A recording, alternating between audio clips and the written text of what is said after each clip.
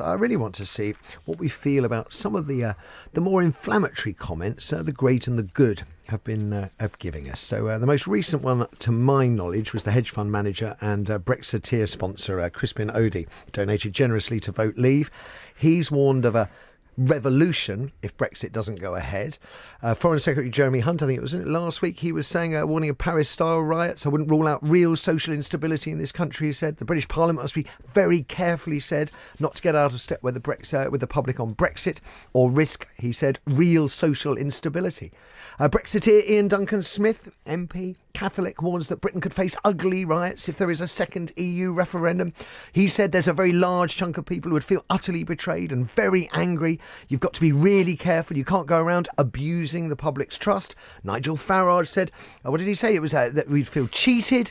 And he said, believe you me, if the people in this country think they're going to be cheated, they're going to be betrayed, then we will see political anger, the likes of which none of us in our lifetimes have ever witnessed in this country. Well, we have witnessed terror assaults in this country. We had IRA attacks, didn't we, in the 1970s, and we've had Islamist and right-wing terror attacks since. Should our politicians be more careful with the language they use? Are they themselves adopting the language of terror? Here to share his views, James Rogers, Director of the Global Britain Programme at the Henry Jackson Society. Good afternoon to you, sir. Hello. Yeah, I think they are really using inflammatory language, and they should stop doing that, essentially. I think that we've got really worked up over Brexit over the last 2 years on both sides. Yes. And we need to just calm things down again and start looking at it from a more sort of rational perspective. Is it? Because I'm then thinking, am I guilty of doing exactly the same myself by equating the language used by people who I suspect should know better and do know better to terrorists? Well, I think terrorism is a very specific thing, and it involves the use of violence. And so far, we haven't seen too much violence, at least since the vote. And we need to make sure that we create an environment in which we can't get to that kind of level, because that really would be quite unpleasant for this country. But then there's also real anger out there, and that real anger is going to come through people's language and choice of words. Yeah, the anger needs to be expressed through peaceful politics, though. So people need to mobilise and enforce through their ideas using peaceful dialogue. Now, Kevin had an experience only this week, hasn't it, when you encountered a Remainer with a drum? Maybe you could tell us a little bit about that again? Yeah, I mean, it's probably more of an indication of the banality of the debate than the potential violence. But I was coming away from College Green, and there were all those demo people out there. They were really at a crescendo on Tuesday. And I was trying to get by this big guy with a huge drum going boom, boom, boom. Stop Brexit. Yeah, stop Brexit. So I said to him, what exactly do you think you're doing? He goes, boom, boom, I'm trying to stop Brexit. So I said, what? By banging a drum? Good luck with that. And he said, you're just a hater. So even in these situations, I mean, Kevin was literally trying to get past him. Yeah. The language immediately jumps into something very pejorative. Yeah, it seems to me that the political dimension of Brexit has been taken away in a way, and people have just mobilised into these two oppositional groups that have kind of brought in all sorts of other things along the way, and the actual issue at hand, whether or not Britain should leave the EU, has kind of been forgotten along the way. Totally right. I completely agree with you, but I would like to please correct this thing that everybody's saying. Both sides were the same. Both sides are lying. Actually, let's be honest, Remain did not break a single law. Laws were broken. Electoral laws were broken. That's different from lying or indeed getting facts wrong. So what I'd like to say is, and some of the anger, the worst anger that you're seeing, is from the winning side. And that is something I don't understand. I really don't understand. Well, because they feel it's being snatched away from them. But they've been angry from the very beginning. I mean, I'm not... They've been angry even the day after. And something tells me that there's a sort of psychodrama going on here that we are not looking at enough. And every time we say both sides, actually, we have to examine why this fury and these Project Fear. I mean, what are they doing now? They're threatening society. Well, that's what I'm saying. And the army is being called out. Threats. And I'm sorry, that's not the Remainer side. But James, do you agree with Boris Johnson. Made this speech, which was seen as a potential bid for the Tory leadership, but he said Brexit is purely, in the end, symbolic. What's going on is a massive division in this country between rural areas, particularly in the north, and London. Do you think that is the bedrock for what he called the whirlwind to come? I think to an extent, yes, but I think it's happened since the vote.